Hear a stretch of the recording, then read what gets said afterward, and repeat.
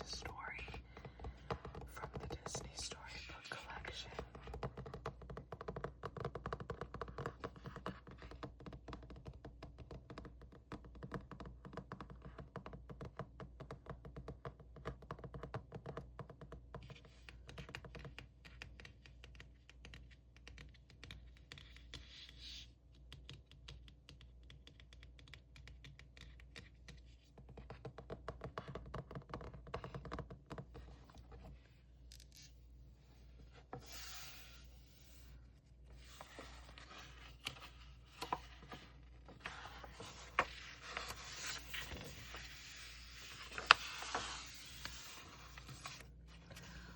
So the last story we had read was Frozen. So today we're going to go ahead and move on with Robin Hood.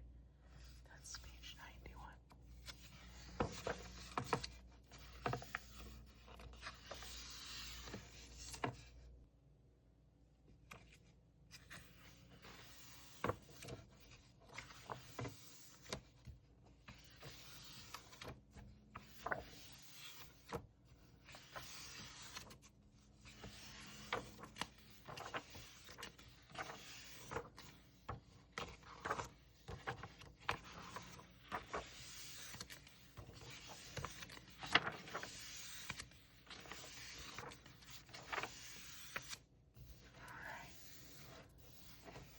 Disney's Robin Hood.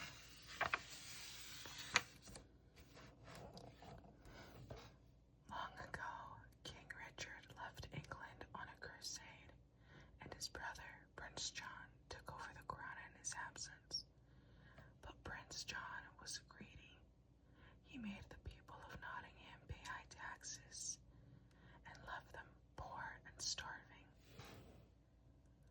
Robin Hood, a smart and honest fox, decided to fix things. He and his friend Little John the Bear robbed from the rich to feed the poor. They were loved by all the good peasants of Nottingham.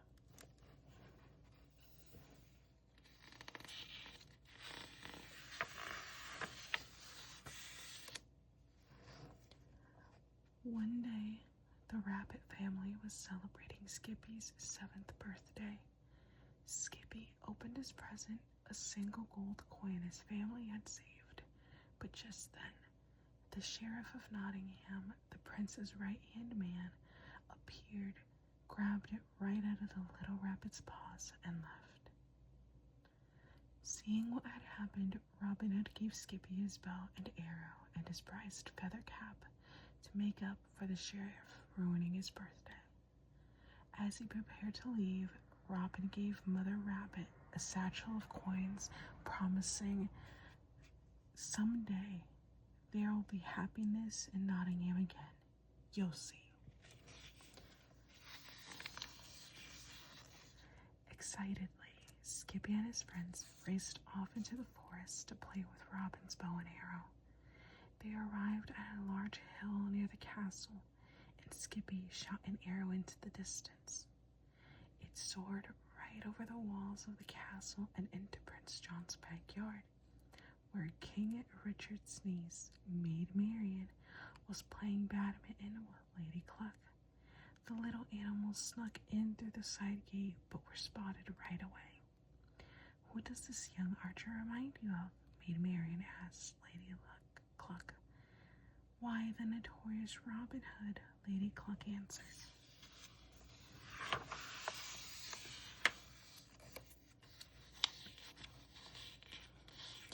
Maid Marian invited the children into the garden and told them about how Robin Hood had been her sweetheart many years before.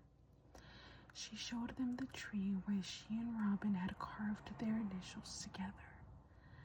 Later, Maid Marian spoke to Lady Cluck about Robin Hood. "Oh, Clucky, surely he must know how much I still love him," she cried. They had been apart for so long. Had he forgotten all about her? But of course, Robin Hood had not. Elsewhere in the forest, with Little John, Robin Hood was daydreaming about Maid Marian too. In fact, He was so distracted that he burned dinner. Just then, their friend Friar Tuck stopped by with news of an archery tournament at the castle. There would be a special prize, a kiss from Maid Marian. Although he knew the castle would be full of his foes, Robin was determined to enter. Faint hearts never won fair ladies, he said. Fear not, my friends. This will be my greatest performance.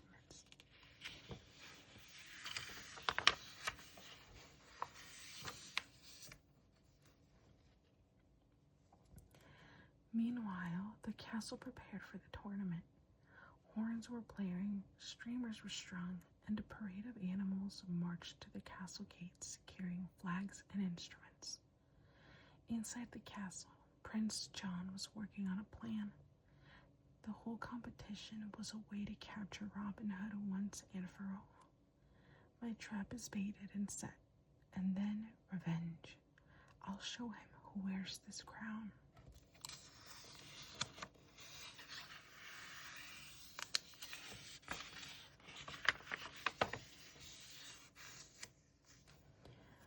Robin and Little John put on disguises so the royal guards would not recognize them.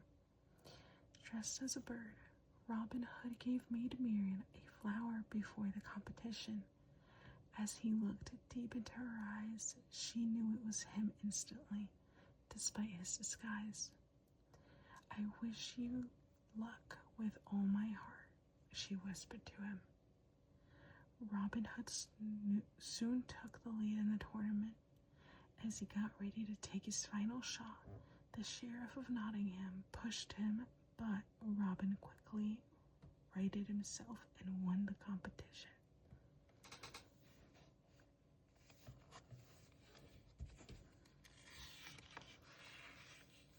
Robin approached the throne for his prize, but Prince John had figured out his secret, and he stripped Robin of his disguise in front of the crowd. The guards seized him. Maid Marian pleaded with the prince to spare Robin's life. He refused, but Little John snuck up behind the prince and threatened him so that he would release Robin. The prince did, and a fight began.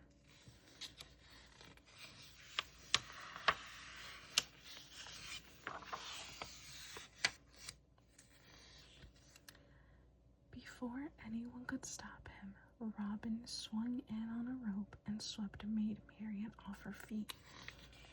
Robin and his friends raced off into the safety of Sherwood Forest. Later that evening, they celebrated their good fortune by dancing under the stars. Angry about losing to Robin Hood once again, Prince John made his subjects pay dearly for his humiliation. The taxes became so high that the people of Nottingham could not pay them, and anyone who couldn't pay taxes ended up in jail. Soon, all of Robin Hood's friends had been arrested.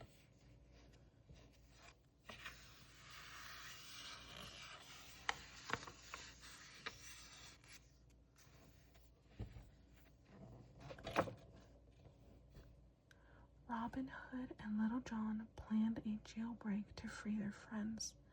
Disguised as a guard, Robin Hood stole the keys from the sleeping Sheriff of Nottingham and quietly unlocked his friend's cell.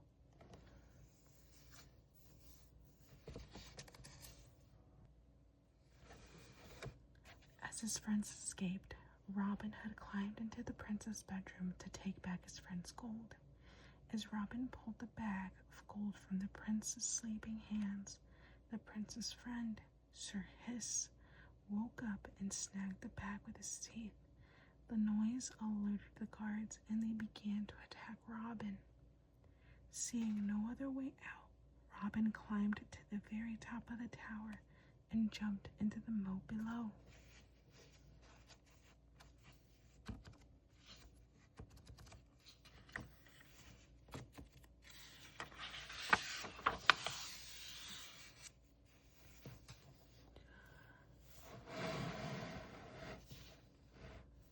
Robin did not surface, and it seemed all was lost.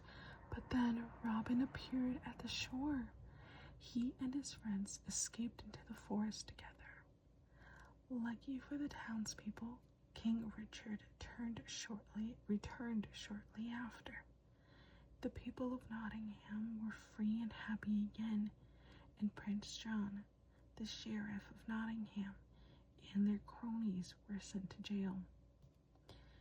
Robin Hood and Maid Marian were finally married. It appears that I now have an outlaw for an in-law, King Richard said happily. Ain't that such a nice story?